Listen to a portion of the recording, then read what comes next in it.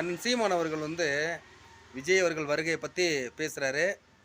அவர் பேசுகிறதுல நியாயமும் இருக்குது. இப்போ நான்லாம் வருகிற போது ஒரு திரை வெளிச்சம் பெருசாக இல்லை, என்னை ஃபோக்கஸ்டாக பண்ணலை, பெரிய எனக்கு முக்கியத்துவம் கொடுக்கல. தம்பி விஜய் வர்றாரு, அவருக்கு ஒரு முக்கியத்துவம் கொடுப்பாங்க. ஏன்னா பார்வையாளர்கள் அதிகமாக இருக்கிறதுனால தப்பு இல்லை.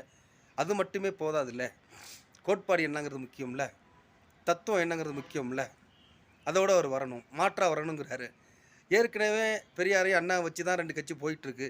திருப்பி அதே தத்துவத்தை கோட்பாடோடு நீங்கள் வர்றீங்கன்னா, இப்போ எதுக்கு அந்த மாற்று எங்கேருந்து வரும்? இப்போ அவர் போன தடத்துல தானே நீங்களும் போகிறீங்க. அப்போ அது எதுக்கு அது அப்படிங்கிறத உண்மையிலேயே ஒரு ஒரு கொதிப்பின் விஷயந்தான். ஏன்னா அப்படின்னு இன்னும் சொல்லப்போனால், ஒரு சமூக பார்வையோடு நிற்கிற ஒரு சீமான் நீங்களும் வந்தீங்கன்னா ஒரு கோட்பாடோடு வாங்க, ஒரு தனித்துவமாக வாங்க. யாரோ நடந்த பாதையில் நம்ம நடக்க வேண்டாம், தனித்துவமாக வாங்க, உங்கள் அரசியலை செய்யுங்க, தப்பு இல்லை. இப்போ போட்டி வேண்டாம் அப்படின்னு அவர் சொல்லவே இல்லை. ஆனால் அந்த போட்டி நியாயமாக இருக்கணும். அடுத்தவங்க செய்கிறதே நீங்களும் செய்கிறதுக்கு எதுக்கு அந்த அரசியல் அப்படிங்கிறத அவர் சுட்டி காட்டுறாரு. அவர் சுட்டி காட்டுறதுல ஒன்றும் தவறு இல்லைன்னு தான் நான் நினைக்கிறேன்.